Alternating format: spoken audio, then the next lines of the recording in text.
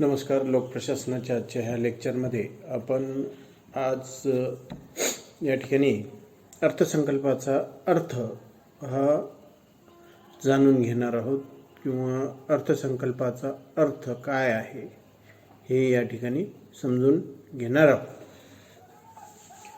हा अर्थसंकल्पाचा अर्थ आपण ह्या विविध व्याख्यांच्या माध्यमातून या ठिकाणी लक्षात घेण्याचा प्रयत्न हा करणार आहोत. यामध्ये अर्थसंकल्पाचा हा अर्थ जाणून घेण्यासाठी या अर्थसंकल्पावर विविध विचारवंत लेखकांनी केलेल्या ज्या काही व्याख्या आहेत त्या या ठिकाणी आधी आपण बघणार आहोत. यामध्ये पहिलं की लिनॉय यांची व्याख्या आपण या ठिकाणी बघणार आहोत. लिनॉय यांच्या मते अर्थसंकल्प एका निश्चित कालावधीमध्ये होणारे अंदाजित जमा खर्चाचे विवरण होय. अर्थसंकल्प काय? एका निश्चित कालावधीसाठी होणारा अंदाजित जमा आणि खर्च ह्यांचं जे विवरण तयार करण्यात येते याला अर्थसंकल्प असे म्हणतात. तर ह्या अर्थसंकल्पाच्या संदर्भात आणखीन डॉक्टर MP शर्मा यांनी सुद्धा एक समर्पक अशी व्याख्या केलेली आहे, ती आपण या ठिकाणी बघणार आहोत. डॉक्टर MP शर्मा यांच्या मते अर्थसंकल्प म्हणजे कायदे मंडळाला संमतीसाठी सादर केलेली व कायदे मंडळाने संमती दिलेली वित्तीय योजना होय. डॉक्टर MP शर्मा यांनी सांगितलं आहे की अर्थसंकल्प म्हणजे कायदे मंडळाला संमतीसाठी सादर केलेली व कायदे मंडळाने संमती दिलेली अशी एक वित्तीय योजना होय. सोबतच यामध्ये ब्रिटानिका ज्ञानकोश यामध्ये सुद्धा या अंदाजपत्रकाची व्याख्या ही देण्यात आलेली आहे.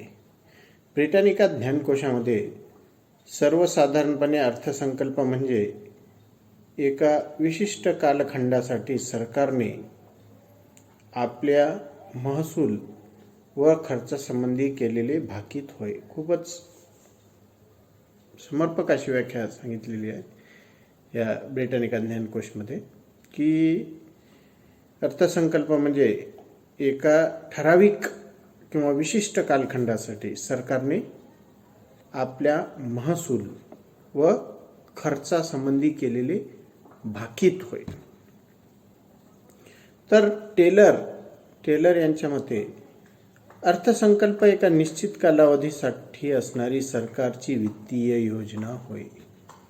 अर्थसंकल्प म्हणजे एका ठराविक कालावधीसाठी असणारी शासनाची वित्तीय योजना होय. आणि ह्या वरील या सर्वच व्याख्या आपण ह्या देण्यात आलेल्या सगळ्या व्याख्या जर लक्षात घेतल्यास अंदाजपत्रक किंवा अर्थसंकल्प म्हणजे काय? तर अंदाजपत्रक म्हणजे एका ठराविक कालावधीसाठी शासनाने आपली जमा व खर्चाचे केलेले अंदाज होय. आता सगळ्यात महत्त्वाची बाब याच्यामध्ये की ठराविक कालखंड म्हणजे कोणता कालखंड? या ठराविक कालखंडालाच आपण वित्तीय वर्ष असे म्हणतो. हे वित्तीय वर्ष वेगवेगळ्या देशामध्ये वेगवेगळे आपल्याला पाहावयास मिळते. अनेक देशामध्ये हे वित्तीय वर्ष 1 जानेवारी ते 31 डिसेंबर असं बघायला मिळते. भारतामध्ये हे वित्तीय वर्ष 1 एप्रिलला सुरू होऊन ते 31 मार्चला संपतं. म्हणजे 1 एप्रिल ते 31 मार्च. ह्या 1 एप्रिल ते 31 मार्च ह्या ठराविक किंवा विशिष्ट कालावधीसाठी शासनाने केलेले आपले जमा व खर्चाचे अंदाज ज्या विवरणामध्ये समाविष्ट करण्यात येते, हे शासनाचे जमा व खर्चाचे अंदाजाचं जे विवरण आहे, ह्या विवरणाला आपण अंदाजपत्रक किंवा अर्थसंकल्प असे म्हणतो. याच्या पुढे जाऊन डॉक्टर MP शर्मा यांनी सांगितलेलं आहे की अशा शासनाच्या ह्या ठराविक 1 एप्रिल ते 31 मार्च ह्या ठराविक कालावधीसाठी शासनाने केलेले त्याचे जमा व खर्चाच्या अंदाजाचे जे काही विवरण आहे, त्याला संसदेपुढे संमतीसाठी सादर करणे आणि संसदेने त्याला संमती देणे किंवा संसदेने संमत केलेले असे वित्तीय विवरण, असे वित्तीय अंदाजाचे विवरण याला अंदाजपत्रक असे म्हणतात. कारण या शासनाच्या या वित्तीय विवरणाला सर्वात महत्त्वाची बाब म्हणजे त्या ठिकाणी संसदेची मान्यता असणे नितांत अनिवार्य असे ठरते. कारण आपण बघतो की भारतासारख्या ह्या लोकशाही देशामध्ये संसदेमध्ये जनप्रतिनिधी, जनतेने पाठविलेले आपले प्रतिनिधी हे जनतेच्या सेवेसाठी, विकासासाठी त्या ठिकाणी कार्य करतात. आणि हे सार्वजनिक वित्त, हा जनतेचा पैसा जनतेच्या विकासासाठी, जनतेच्या कल्याणासाठी वापरण्यात यावा हे या ठिकाणी अपेक्षित असते. आणि यामुळे या वित्तीय विवरणाची सर्वात महत्त्वाची बाब म्हणजे की याला संसदेपुढे सादर करण्यात येतं आणि संसदेची त्याच्यासाठी संमती घेण्यात येते. तेव्हाच चालून त्याचं एक्झिक्युशन किंवा अंमलबजावणी ही होऊ शकते. या पलीकडे व्यापक दृष्टीने जर या ठिकाणी आपण विचार केला तर अंदाजपत्रक म्हणजे शासनाच्या जमा व खर्चाच्या अंदाजाचे विवरणपत्रक होय. हे अंदाजपत्रक तयार करण्यामध्ये शासनाच्या विविध अशा या संस्थांची भूमिका ही यामध्ये फार महत्त्वाची असते. अंदाजपत्रक हे तयार करण्यात आल्यानंतर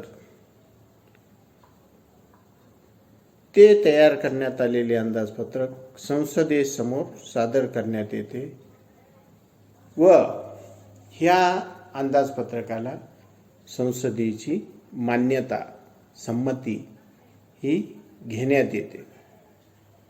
आणि ही संसदेची मान्यता, संमती झाल्यानंतरच या अंदाजपत्रकाची अंमलबजावणी करण्यात येत असते. व्यापक दृष्टीने अंदाजपत्रक या संकल्पनेमध्ये